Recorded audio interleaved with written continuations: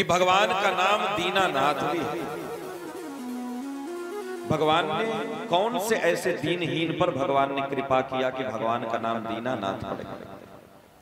तब सुखदेव गोस्वामी कहते हैं भगवान के एक परम और लाडले मित्र थे जिनका नाम सुदामा। परम भक्त थे भगवान के, लंगोटिया यार थे। और ऐसे मित्र थे कि जो बचपन में एक साथ खेले और एक साथ पढ़े। सुखदेव गोस्वामी कृष्णस्यासीत् सखा कश्चित् ब्राह्मणो ब्रह्मवित्तम विरक्त इंद्रियार्थेषु प्रशांतात्मा जितेंद्रिय। कहते हैं कृष्णस्यासीत् सखा कश्चित्, सुदामा भगवान के सखा थे, बाल सखा। ब्राह्मण कुल में जन्म लिए थे, लेकिन ब्राह्मण कुल में जन्म लेकर के अपने जीवन को सार्थक बना। जिह्वा पे 24 घंटा भगवान का नाम रहता था। बच्चे बिना खाए सो जाया करते थे। सोचो, जिसके बच्चे बिना खाए सो रहे हो और उसके हाथ से माला चलेगी, बोलेगा पहले माला उधर फेंको, पहले जाकर के कुछ कमाओ, बच्चों को खिलाओ, बच्चों का पालन पोषण करो, भजन करने से कुछ मिलने वाला नहीं है। हम लोग ये कहते हैं, लेकिन सुदामा कहते हैं होई है सोई जो राम रचि राखा, को करी तर्क बढ़ावई साखा। होगा वही देवी जो भगवान ने लिखा है। अगर इनके भाग्य में भोजन होगा तभी इनको मिलेगा, नहीं होगा तो नहीं मिलेगा। 5 घर से ज्यादा भिक्षा सुदामा नहीं करते थे और मांगने जाते थे, अगर मिल गया तो ला करके भोग लगा करके पवा देते थे, और अगर कोई अतिथि आ गया तो अपना भोजन उठा करके अतिथि तो खिला देते थे। ऐसे सुदामा, और नहीं मिला तो पानी पी करके सो जाएगा। बच्चे कहते थे माँ भूख लगी, भूख लगी। माँ कहती थी बेटा आज एकादशी। महीने में 15-15 दिन सुदामा की एकादशी चली जाती। एकादशी मना लिया 15-15 दिन। ऐसा भक्तों का जीवन बहुत कठिन जीवन रहा है। आप प्रमाण उठाकर देखिए, इतिहास उठाकर देखिए, जो भक्ति मार्ग में आए उनका जीवन बहुत कठिनाई से व्यतीत है। और जब तक त्याग नहीं आता, जब तक जीवन में वैराग्य नहीं आता, जब तक परीक्षाएं नहीं होती, सरलता से भगवान मिलते नहीं। ऐसे जिन्होंने अपने जीवन को तपाया है वही भगवान को पाया है, जिन्होंने तपाया नहीं वो पाया नहीं। 24 घंटे हाथ में माला चलती रहती थी। बच्चे बिना खाए सामने सो जाते थे, लेकिन सुदामा माला नहीं छोड़ते। हम लोगों के ऊपर कोई संकट पड़ता है तो पहले माला ही छूट जाती है, पहले भजन ही छूट जाए। छोड़ो आज के जब तक अनेक माथा व्यथा होच्छे, पाए व्यथा होच्छे, आज के करो पाए व्यथा होच्छे कि हाथे व्यथा होच्छे। माला की पाए करा जाए, हाथे करा जाए। माला क्यों छड़े दिए? माला करो नहीं, हम लोगों की रुचि नहीं। हम लोग तो खाना पूर्ति करते हैं, और न जाने कितना यहाँ है गुरुजी माला भी नहीं दिए, बेचारे जप भी नहीं करते, जप भी नहीं करते। और एक बात तो और बात बताएं कि मंदिर के मेन बॉडी से जुड़े हैं लेकिन फिर भी निरामिष नहीं। ये सुनकर के मुझे बहुत दुख। जो लोग ठाकुर जी की सेवा से जुड़े हैं, जो मंदिर की मेन बॉडी से जुड़े हैं, जो कमेटी के मेन कार्यकर्ता हैं, वही बेचारे निरामिष नहीं, वही निरामिष नहीं। कम से कम आप लोग तो ठाकुर जी की सेवा करते हैं ना, आपको तो होना ही चाहिए। दुनिया चाहे जाए भाड़ में, दुनिया हो या न हो, आप तो घंटा करताल बजा रहे मंदिर में खड़े होके, आपको तो होना चाहिए। इसलिए हम निवेदन करेंगे कि भैया मंदिर के जो मेन बॉडी से जुड़े हैं उनको तो निरामिष होना ही चाहिए, निश्चित निरामिष होना चाहिए। और नहीं फिर मंदिर छोड़ दो, फिर मंदिर किसी साधु को समर्पित कर दो। किसी मंदिर को किसी साधु को समर्पित करके छोड़ दो मंदिर को, जैसे होगा साधु संभालेगा। जब आपके घर से गोपाल जी कोई भोग ही नहीं स्वीकार करेंगे, आपके हाथ का छुआ ठाकुर जी खाएंगे ही नहीं, तो आप रख करके क्या घंटा बजा रहे हो? क्या लाभ है फिर ठाकुर जी को रख करके? जो लोग अपने जिह्वा पे मीट मछली मांस रखते, उनके हाथ से भगवान एक दाना भी स्वीकार नहीं करते, उनके शकल भी भगवान देखना पसंद नहीं करते। ध्यान रखना इस बात का। उनके घर का एक अन्न भी भगवान स्वीकार नहीं करते, भले आप निरामिष बना करके ले जाइए भगवान को भोग लगाइए, भले निरामिष ले जाकर भोग लगाइए, क्या दिक्कत है? लेकिन अगर आप निरामिष नहीं है तो आपके हाथ का छुआ भगवान खाएंगे नहीं। भगवान को छोड़ो, संत महात्मा आपके हाथ का रसोई नहीं खाएंगे, वो तो भगवान है। हम तो भगवान की बात कर रहे हैं, महात्मा नहीं खाएंगे आपके हाथ के रसोई अगर आप निरामिष नहीं। इसलिए अगर मंदिर के मेन बॉडी से जुड़े हैं और ठाकुर जी को भोग अर्पण कर रहे हैं, ठाकुर जी की सेवा कर रहे हैं, तो निरामिष हो जाओ, नहीं मंदिर छोड़ दो। मंदिर छोड़ करके साइड हो जाओ, मंदिर किसी साधु महात्मा के हाथ में कर दो, वो सेवा करेगा। जो सेवा कर सकता है उसको दे दो सेवा, हट जाओ सेवा करने से।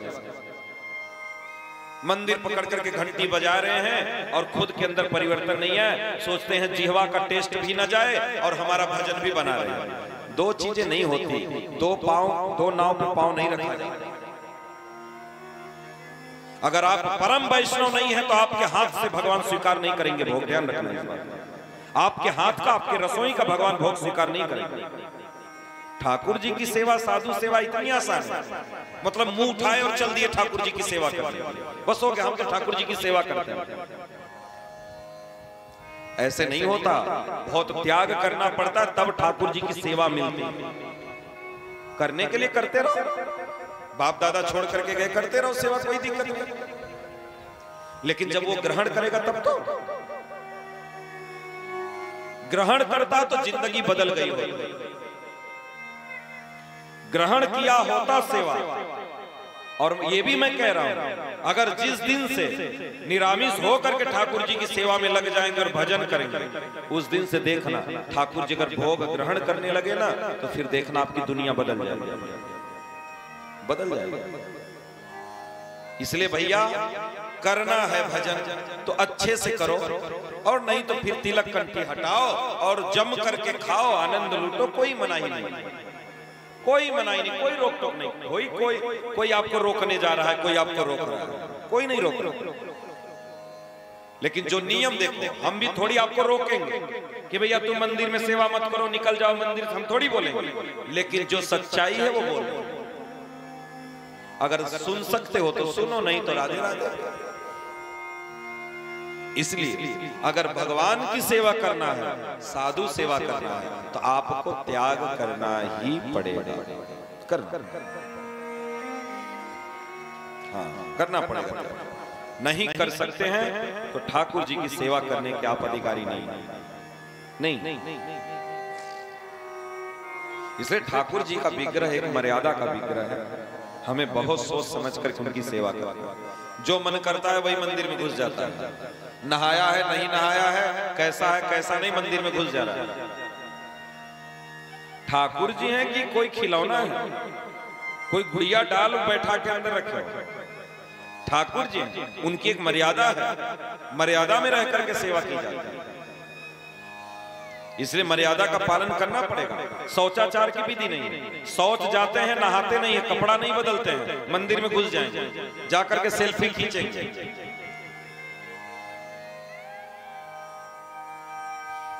जब शौचाचार ही नहीं पता है तो कैसे रसोई आप करेंगे और कैसे ठाकुर जी भोग स्वीकार करेंगे? कैसे करेंगे? शौचाचार भी जानना पड़ेगा कि शौचाचार क्या होता है, शौचाचार का पालन करना पड़ेगा। देखो, सेवा करना जरूरी नहीं है, ऐसे तो आप अपराध कमा रहे हो। इससे अच्छा सेवा कम करो, पहले अपने आप को ठीक कर लो, उसके बाद सेवा में लगो, कोई दिक्कत नहीं है। क्या जा रहा है, क्या बिगड़ जाएगा? जो सेवा करने लायक हैं, जो शौचाचार को जानते हैं, किसी संत महात्मा को सब लोग मिल करके 100-100 रुपए इकट्ठा करके उसको वेतन दो और वेतन पर रखो किसी महात्मा को। जो नियम का पालन करे उससे नियम पालन करवाओ और ठाकुर जी की सेवा करो। सीधी सीधी बात, नहीं हो पाता आपसे तो ऐसे करो, लेकिन हम करेंगे जैसे मन करेगा वैसे, मंदिर में घुस जाएंगे जैसे मन करेगा वैसे। हम तो ठाकुर जी की बड़ी सेवा करेंगे। इसलिए भैया जो लोग मेन बॉडी से जुड़े हैं मंदिर, राधा गोविंद मंदिर सेवा से, वो लोग ध्यान से बात सुन लें। भैया निरामिष हो जाओ, अपने पूरे घर को निरामिष बना दो, और नहीं तो मंदिर से अपना नाम कटवा करके साइड हो जाओ, सब मिलकर के किसी महात्मा को समर्पित कर दो कि महाराज हमसे तो नहीं हो पा रहा है, आपसे। तो इसलिए माला नहीं छूटनी चाहिए, भजन नहीं छूटना चाहिए, और भजन अगर छूट गया तो मति भ्रष्ट हो जाएगी, और माला करते रहे आप तो मति आपकी पवित्र रहेगी, मति पवित्र। सुदामा बेचारे ऐसे थे कि छठवें घर मांगने नहीं जाते थे, छठवें घर मांगने। भगवान भी इंतजार करते करते थक गए कि सुदामा अब हमारे पास आएगा। एक दिन सुदामा के घर स्वयं भगवान एक ब्राह्मण का रूप पकड़ कर कमंडल ले जाकर कहते हैं भिक्षाम देहि, भिक्षाम देहि। सुशीला दरवाजे पे बैठी थी, घर के अंदर सुदामा माला जपते हुए। सुशीला उठ करके गई, कहती है ब्राह्मण देवता हम आपको कुछ दे नहीं सकते। क्यों? मेरे घर में सूतक पड़ गया, सूतक पड़ गया है, कोई बेटा पैदा हुआ क्या? बोला क्या नाम रखी? बोले उसका नाम दरिद्र रखी, दरिद्र रखी। मेरे घर में दरिद्रता ने जन्म दिया। भगवान कहते हैं ये सुदामा का ही घर है ना? बोले हाँ, आप कैसे जानते हैं? बोले अरे सुदामा को कौन नहीं जानता, सुदामा के मित्र तो द्वारिकाधीश हैं, उनको कौन नहीं जानता। इतना बोल करके भगवान निकल गए। अब पत्नी अब कोई बात जान न जाए, अब पत्नी जान गई। अब जाकर के सुदामा से कहते हैं आपके मित्र द्वारिकाधीश हैं और खाए वगैरह मर रहे हैं, खाने के लाले पड़े हैं। अरे द्वारिकाधीश तो ब्राह्मणों के बहुत हितैषी हैं, जो एक बार गया द्वारिकाधीश के पास उसको कहीं और मांगने की आवश्यकता नहीं, कहीं मांगने की आवश्यकता। एक बार जाइए तो सही। धन्य है सुदामा। क्या कहते हैं अपने पत्नी से? कहते हैं देवी ये बताओ कि आज तक हमने भगवान के लिए किया ही क्या जो भगवान से मांगने जाते। जो दिन भर माला जप कर रहा है उसके चिंतन से भगवान का नाम नहीं जा रहा है, वो कह रहा है कि हमने आज तक भगवान के लिए किया ही क्या। और जो जीवन में भगवान का नाम भी नहीं लेता वो भिखारी बनकर जाकर के खड़ा हो जाएगा, हमको ये दे दो, हमको ये दे दो, हमको नौकरी दे दो, घर दे दो, अच्छी बीवी दे दो, गाड़ी दे दो, बंगला दे दो। भिखारी मत बनो, बनना है तो गोविंद का लाल बनो, गोविंद का बेटा बनो, आज्ञाकारी पुत्र बनो, सब कुछ मिलेगा। इतना सुनकर के सुशीला चुप हो गई, चुप हो गई। सुशीला शांत हो गई। 3-4 दिन के बाद सुशीला फिर सुदामा से कहती है